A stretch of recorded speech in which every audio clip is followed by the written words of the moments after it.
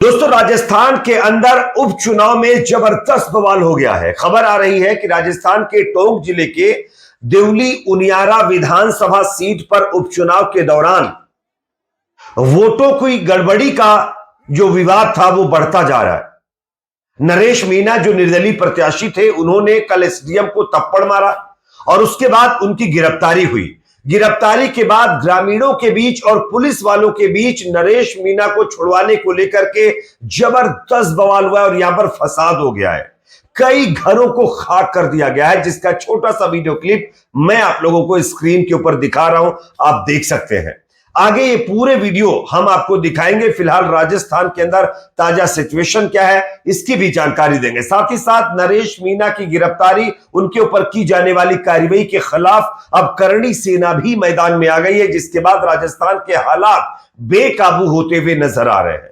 आगे एक एक वीडियो हम आपको दिखाएंगे। उससे पहले एक छोटी सी रिक्वेस्ट करेंगे दोस्तों, अगर ये वीडियो आपको पसंद आए तो इसको शेयर जरूर करिए। चैनल पर अगर आप नए हैं तो सब्सक्राइब करने के बाद बेल आइकन को प्रेस करना ना भूलें। राजस्थान के अंदर दरअसल कल उपचुनाव के दौरान बवाल हुआ है। राजस्थान के टोंक जिले की देवली उनियारा विधानसभा सीट के अंदर वोटिंग हो रही थी। ये उपचुनाव हो रहा है, यहां पर वोटिंग हो रही थी। उसी दौरान एसडीएम के ऊपर यह आरोप लगा कि वो वोटों की हेराफेरी करवा रहे हैं और इसको लेकर के नरेश मीणा जो कि इंडिपेंडेंट कैंडिडेट है, उन्होंने इसका विरोध किया, जिसके बाद कुछ कहासुनी हुई एसडीएम और नरेश मीणा के बीच। और कहासुनी इस तरीके से झगड़े में तब्दील हो गई कि नरेश मीणा अपना आपा खो करके एसडीएम को उन्होंने थप्पड़ मार दिया और उसके बाद नरेश मीणा को पुलिस गिरफ्तार करके ले गई और उसके बाद जो है ग्रामीणों ने बवाल कर दिया है। दोस्तों, मैं आपको पहले एक वीडियो दिखाना चाहता हूं कि फिलहाल नरेश मीणा का क्या दावा है, वो क्या कह रहे हैं, अपनी सफाई किस तरीके से पेश कर रहे हैं। उसके बाद राजस्थान के टोंक जिले में जिस तरीके से ये फसाद हुआ है उसमें कितना नुकसान अभी तक हुआ और ताजा सिचुएशन क्या है उसकी जानकारी मैं आपको देता हूं। देखिए वीडियो। मैं गिरफ्तारी दे दूंगा, लेकिन उसके पहले इस एसडीएम चोर को भी गिरफ्तार करे। जिस तरह से इसने आज उस आंगनबाड़ी महिला को उससे उसके अपन पति से और एक मास्टर से दादागिरी करके तड़ी देके तुम्हारी नौकरी खा जाऊंगा, तुम्हें सस्पेंड कर दूंगा। और उसके बाद उनको जिस तरह से जबरदस्ती वोट दिलाए, मैं कहना चाहता हूँ संभाग आयुक्त कोई भी जो भी है, कलेक्टर से नीचे नरेश मीणा बात नहीं करेगा, उस कलेक्टर से बात नहीं करेगा। आर पार की लड़ाई लड़ूंगा। पुलिस से कह देना चाहता हूँ, तुम्हारी बंदूकों में जितनी गोलियां हैं गोलियां भर लो, तुम्हारी बंदूकों में जितनी गोलियां भर लो, लट्टों से पार नहीं पड़ेगी। लट तो मैं लेके आ रहा हूँ खुद ही, लट में लेके आ रहा हूँ खुद ही, लट्टों से पार नहीं पड़ेगी। तुम्हारी बंदूकों में गोलियां भर लेना, तुम्हारे जो भी तुम्हारी जो हथियार होते हैं गैस गोले, उनको लेके आना। कल देखते हैं तुम में कितनी ताकत है और नरेश की सेना में कितनी ताकत है। धन्यवाद। लोगों ने वीडियो क्लिप देख लिया है और यहां पर नरेश मीणा खुद आकर के किस तरीके से अपनी गिरफ्तारी को लेकर के सफाई पेश कर रहे हैं। उनका सीधे तौर पर यह कहना है कि जो पुलिस वाले थे, जो अधिकारी थे, वो वोटों में हेराफेरी करवा रहे थे, जिसकी वजह से यह बवाल हुआ है। अब हालात दोस्तों इस तरीके से खराब हो गए, मैं आपको स्क्रीन पर खबर दिखाना चाहता हूं, आप देख सकते हैं। पुलिस कार्रवाई के बाद समरावता गांव में हालात बिगड़ गए हैं। समरावता में नरेश मीणा के धरना स्थल पर लाठीचार्ज और पत्थरबाजी का मामला सामने आया है। पुलिस की ओर से नरेश मीणा को हिरासत में लिए जाने के बाद यह हंगामा हुआ है, जिस पर पुलिस ने हल्का बल प्रयोग किया है। उसके बाद नरेश मीणा के समर्थक भी उग्र हो गए, पुलिस पर पथराव शुरू कर दिया। गांव में तनाव बढ़ता देखकर पुलिस की ओर से आंसू गैस के गोले भी छोड़े गए हैं। तनावपूर्ण हालात को देखते हुए नरेश मीणा ने एक्स पर लिखा, मैं ठीक हूं, ना डरे थे ना डरेंगे, आगे की रणनीति बना दी जाएगी। दूसरी तरफ कृषि मंत्री किरोड़ी लाल मीणा ने इस संबंध में डीजीपी, आईजी और पुलिस अधीक्षक टोंक और जिला कलेक्टर से बात की है। पूरा मामला संज्ञान में है। आप साथियों से निवेदन है कि कृपया शांति बनाए रखें, कानून को हाथ में ना ले। देवली उनियारा विधानसभा सीट के समरावता गांव में हालात बिगड़ गए। गांव पुलिस छावनी के रूप में तब्दील हो गया है। खबर है कि नरेश मीणा को हिरासत में लेने के लिए भीड़ को तितर बितर करने के लिए पुलिस जो है कार्रवाई के बाद लोग उग्र हुए हैं। हालात तनावपूर्ण होते देख जो है पुलिस प्रशासन भी एक्शन में आ गया है। उल्लेखनीय है कि देवली उनियारा विधानसभा सीट पर निर्दलीय प्रत्याशी नरेश मीणा ने एसडीएम अमित चौधरी को थप्पड़ मार दिया था। एसडीएम को थप्पड़ मारने के मामले में निर्दलीय प्रत्याशी नरेश मीणा की गिरफ्तारी के बाद यहां माजरा बिगड़ गया, तनाव के हालात हो गए हैं। मामले में उप मुख्यमंत्री डॉक्टर प्रेमचंद्र बैरवा ने कहा कि कानून अपना काम करेगा। तो फिलहाल ये ताजा सिचुएशन है, इसको लेकर के कई सोशल मीडिया के ऊपर पोस्ट भी किए जा रहे हैं, जो मैं आपको एक एक करके दिखाना चाहता हूं।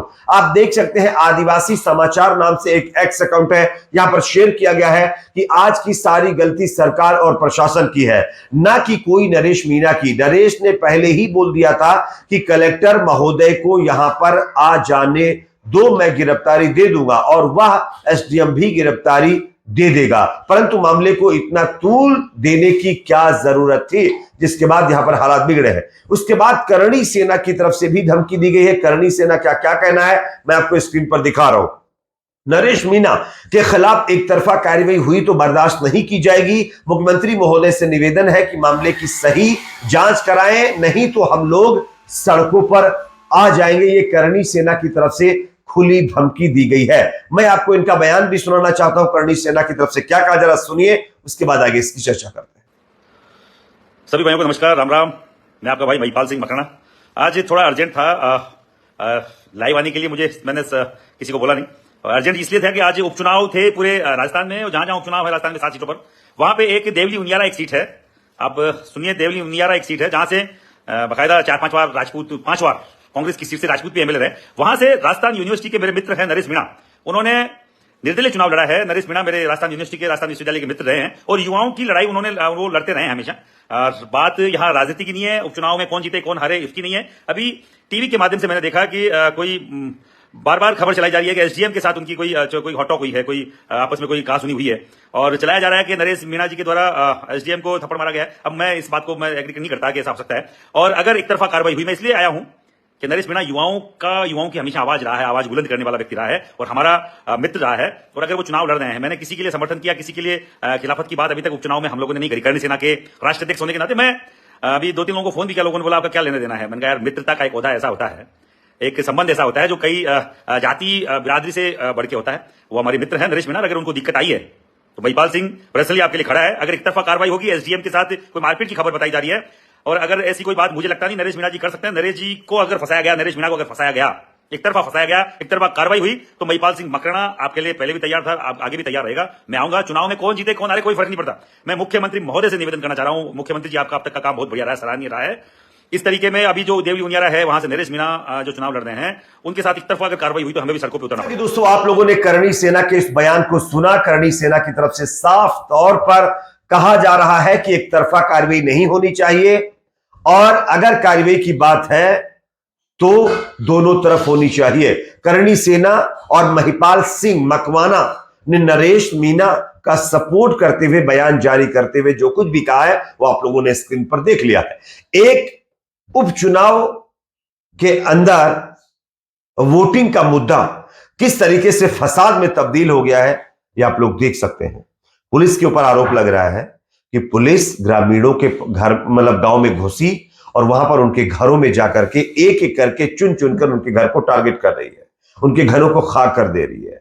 उसके बाद यहां पर बवाल लगातार बढ़ता जा रहा है। उम्मीद है इस पूरे मुद्दे को, इस पूरे मामले को राजस्थान सरकार कंट्रोल में लेगी, वरना हालात लगातार बिगड़ते जा रहे हैं। वैसे मीडिया में इसको लेकर के उस तरीके की चर्चा नहीं हो रही है जिस तरीके से होना चाहिए, क्योंकि मीडिया अगर कांग्रेस शासित राज्य होता या किसी दूसरी पार्टी की सरकार होती तब इसको संज्ञान में लेता। मीडिया के हिसाब से ये राज्य बीजेपी के पास है, तो उसके मतलब जो हिसाब से जिस तरीके की रिपोर्टिंग, जिस तरीके से खबरें इस पर चलानी चाहिए वो नहीं चलाएगा, क्योंकि उनके हिसाब से सारी चीजें सटीक नहीं है।